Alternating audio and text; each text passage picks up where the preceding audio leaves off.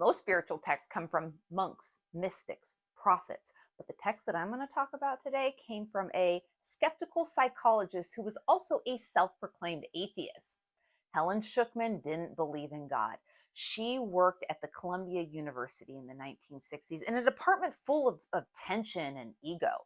Her colleague, Bill Tetford, was equally frustrated, and then there was often tension between the two of them. One day, he turned to her and said, "There must be another way." For whatever reason, that sentence seemed to have cracked something open within Helen. She began having a series of dreams. One of the earliest dreams she had is where she saw herself walking down like a long corridor lined with ancient books. A figure appeared and handed her a book saying, "This is a course in miracles. Please take notes." Helen woke up shaken, but that dream marked the beginning of something. Soon after, Helen began hearing the voice clearly and regularly while she was awake. She wasn't in like a trance or a dream-like state. She was completely awake. And what she heard was a steady internal dictation. She described the voice as unmistakable, calm, and like authoritative. And the voice kept saying, "This is a course in miracles. Please take notes."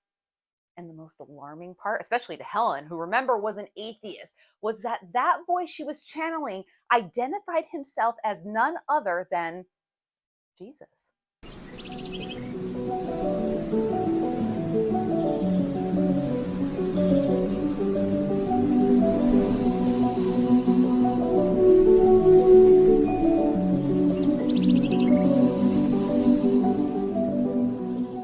At first, Helen really tried to ignore the voice. She started questioning her sanity. She didn't believe in channeling, and she certainly didn't believe she was taking dictation from Jesus. But the voice persisted. The voice was patient, gentle, but also insistent.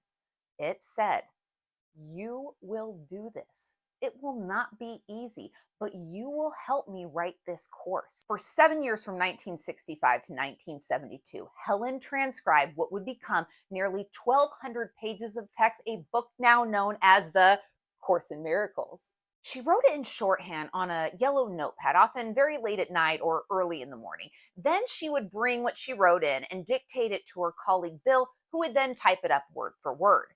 The content was unlike anything she or Bill had ever seen or heard of before. It used Christian language like God, the Son, the Holy Spirit, but its message was closer to metaphysics than maybe what you would see in traditional religion. The book teaches that the world we see is an illusion created by fear, that true peace comes from shifting perception to recognize the oneness in all of life, and that miracles really happen when we shift our perception from fear to love. But the lesson portion of the Course in Miracles gets the most notoriety. The book offers these daily lessons and exercises designed to retrain the mind, rewiring perception, basically one thought at a time. Helen herself didn't understand most of what she wrote. She often said, very often said, "This is not my book." Helen and Bill published the book quietly through a nonprofit foundation. They did not profit from this at all. They didn't even promote it. And in fact, Helen didn't even want her name attached to it at all. And it's not on here. She wanted to stay out of the spotlight entirely because this was not her book. She was insistent that she did not write this book. I believe Helen was concerned with being seen as a fraud. Remember, this was the 60s and early 70s. She worked in a heavily male-dominated scientific field. She prided herself on being an intellectual scientific researcher. And there was nothing scientific about her channeling this Course in Miracle book. Her atheist or intellectual counterparts were not going to like this because this was way too metaphysical for their comfort, right? Channeling, it's beyond scientific. Christians were not going to like this book, right? Claiming that you're channeling a book by Jesus, blasphemy.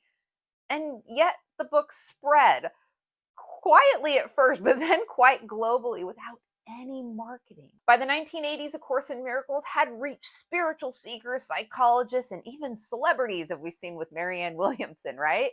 Here was a woman who didn't believe in God, channeling one of the most profound spiritual texts of the 20th century. This made her the perfect vessel for this. I mean, can you imagine if, Jesus or whoever you believe it is went to some very prominent religious figure? I mean, that could have created an ego sense. And I mean, you could create a whole religion out of this book if you wanted to. I mean, what a perfect vessel. Someone that was like, I do not believe in this, but for whatever reason, this is working through me. Wow. Helen wasn't the first person, and she won't be the last to claim she was taking dictation from something beyond herself. Throughout Earthling history, countless books, texts, and scriptures have been said to be channeled. Some of my favorite books were said to have come this way. So, where is this information coming from if the person writing it insists the words aren't their own? What's really happening when someone channels or receives a download, as some people call it? Is the human mind capable of tuning into a greater field of consciousness, something like a universal mind or a memory grid or a record that exists beyond space and time? Are some people able to access higher intelligence, like ascended teachers or otherworldly beings? I mean, where does this knowledge come from when one becomes open to these unseen channels? Because this isn't new, right? It's something we have seen again and again throughout our Earthling history. Our most sacred text, our most mysterious writings delivered rather than written. I'm going to leave you with this, the first few sentences of the Course in Miracles book. This is how the book opens up to us, and it says, "This is a Course in Miracles. It is a required course. Only the time you take it is voluntary. Free will does not mean that you can establish the curriculum. It means only that you can elect which you want to take at any given time." Welcome to Earth School. Have a good week.